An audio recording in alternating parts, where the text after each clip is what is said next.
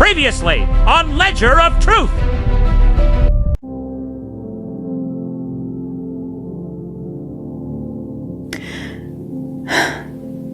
You didn't come to bed. I couldn't sleep on a mattress bought with money from a business you don't trust me to run. I transferred the funds back. Every single naira, it's all back in the Rainist account. The clearing agents for the logistics fleet have been paid. I'm not trying to ruin you. You return the money, but you can't transfer back into an account once it think this is just about the money. It's about the fact that when you looked at my ambition, you saw a threat instead of a partner. Because you move like a freight train. You built the meat hub, you launched the farm, you bought the dispatch bikes, and I love you for it, I do. But it terrifies me. I was wrong to go behind your back. I see the pain I've caused you, and it tears me apart. But don't you dare sit there and say you're on the battlefield alone. Who do you think keeps the home front steady while you're fighting those battles? If you were terrified, you talk to me. We argue, we fight, we find a middle ground. Who do you think keeps the home front steady and call it safeties? Partnership means we simp together, where you didn't build a wall for average. You built it between us. Then help me tear it down.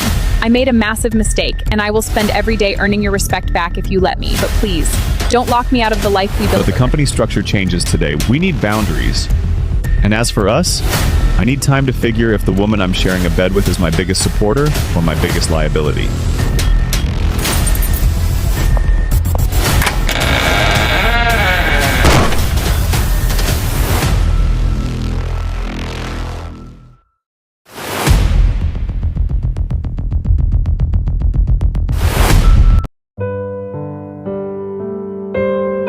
The Ledger of Truth, Episode 3. Sammy. Distant, laser-focused on work, trying to separate his emotions from his operations, torn between his protective instincts as a father and his guarded heart as a husband. Wife, Amara. Trying to find her footing, desperate to prove her loyalty while keeping the business running, exhausted but determined to face the reality of what she broke, seeking a way forward.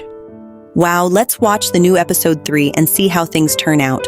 Please like, share, and subscribe.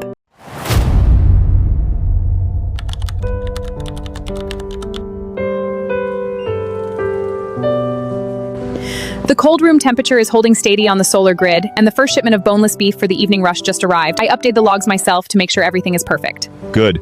Let the dispatch riders know that the Logistics Express side needs to prioritize these deliveries before sundown. We can't afford delays today. Sammy, it's been 3 days. You're talking to me like I'm a newly hired supervisor. I'm handling the paperwork. I shifted the accounts exactly how you wanted, but you won't even look me in the eye. I am looking at the business, Amara. The business is running. That's what you wanted, right? To make sure everything is secure, I'm securing it. You're pulling away from the girls, too. They asked why Daddy spent all of yesterday out at the cattle ranch and didn't come home for dinner. They feel the frost in the house, Sammy. If you want to punish me, but don't freeze out our family. I am not punishing anyone. I am working double time to make sure that if my blind spots cause a problem, the weight falls on me and me alone. I am taking full responsibility. No, you're taking total control so you never have to depend on me again. You think that's strength? It's pride. I admitted my fault. I put the money back. I gave you the passwords, the tokens, everything. I stripped away my own access to prove I want to build back your trust. But you can't have to give me something to work with, Sammy. Trust isn't a switch you just flip back on because it's convenient, Amara. It's like building a structure. It takes years to put up and seconds to demolish. Right now, I'm just trying to make sure the foundation doesn't completely crumble. Sign off on that beef shipment. I need to go check on delivery trucks.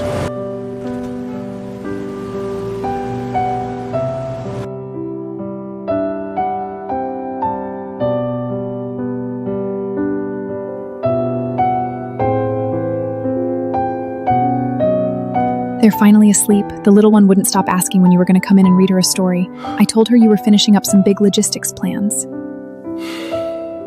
I shouldn't have stayed out late. They shouldn't be caught in the middle of this. It's not fair to them. It's not, but they love their dad. They see how hard you work even when you're carrying the weight of the world on your shoulders. Sammy, I don't want to live in a house full of ghosts anymore. If you can't forgive me, if you can't ever look at me the same way again, tell me, just don't us fade away into silence. Do you know what the hardest part is, Amara? It's that every time I look at a new project, the trucks, the retail hub, the livestock, I look at them, I just wonder think of how waiting for them to fail. I never wanted you to fail, Sammy. Never. I was terrified of losing what we had, and fear made me stupid. It made me selfish. But I believe in you. I wouldn't be standing here taking the heat. I'd have taken that money and run. But I stayed because my whole world is in this house. With you. With our girls.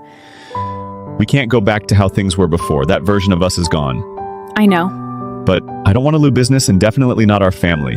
Tomorrow we sit down with the mediator. We lay out the new operational boundaries for Falksy BNC. Everything transparent. No secrets, no hidden reserves, no solo decisions from either of us. Whatever it takes, Sammy, I'll do it. Good. Now come on. Let's go check on our daughters before we turn in. We have a lot of work to do tomorrow.